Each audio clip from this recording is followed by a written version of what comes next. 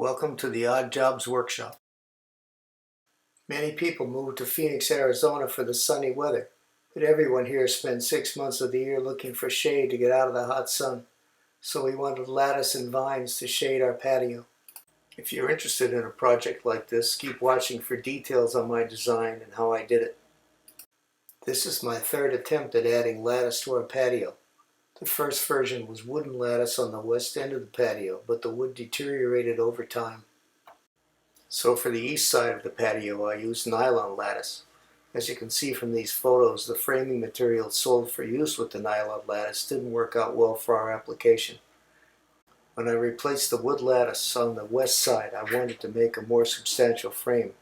I wanted to avoid wood, so I used the nylon lattice, but I made my own frame members out of PVC trim boards. I first drew the design using information from the Home Depot website. I had to work out how to frame 8 feet of lattice with 8 foot of PVC lumber.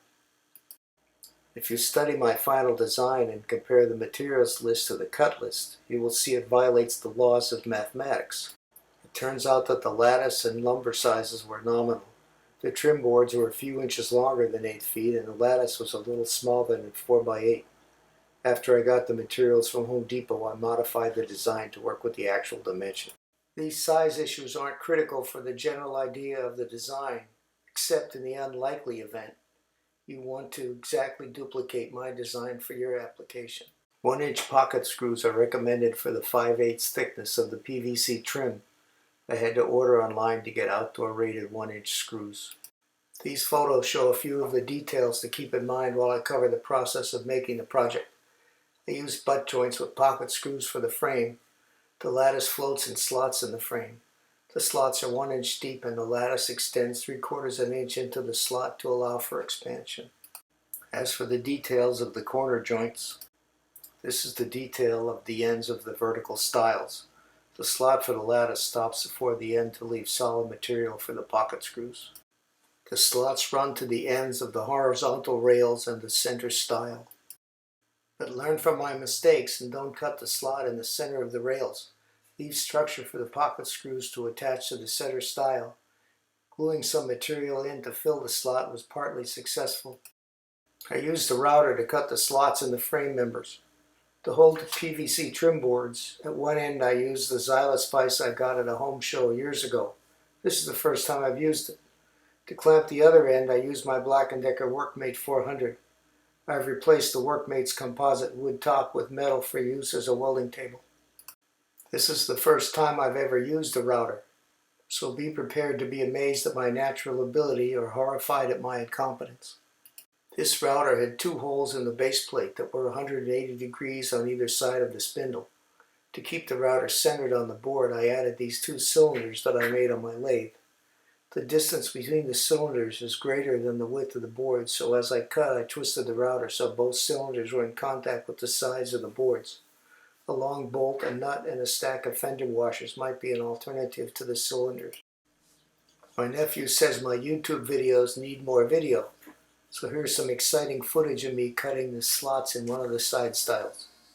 I'm twisting the body of the router to keep the 2 guide cylinders against opposite sides of the board. Since this is a side stile, I started the cut by plunging the bit in from the end of the board, and I ended the cut before the end of the board.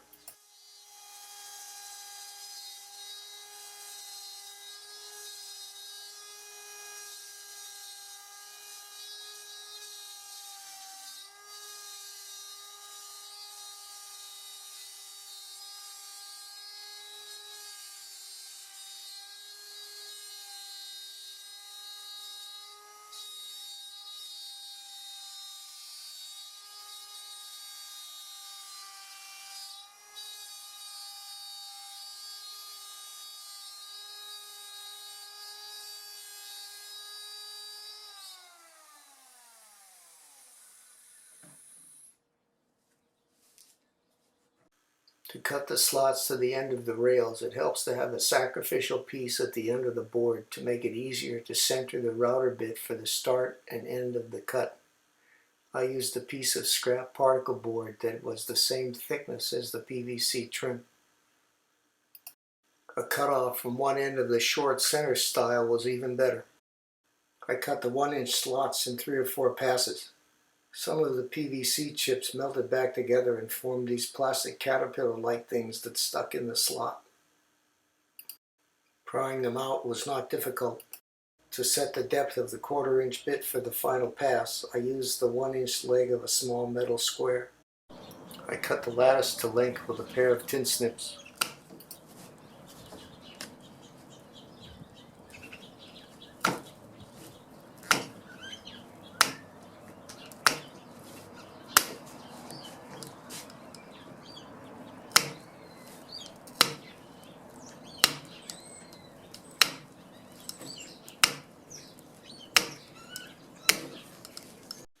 After assembly, these Winbag air wedges were useful for leveling during installation.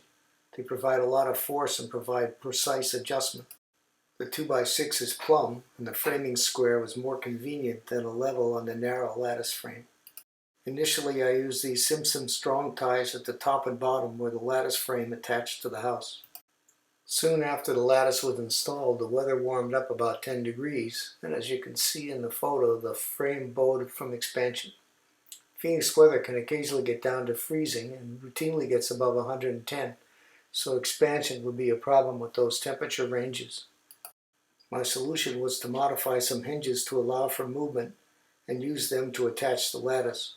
The hinges don't rotate, the center slides along the pin.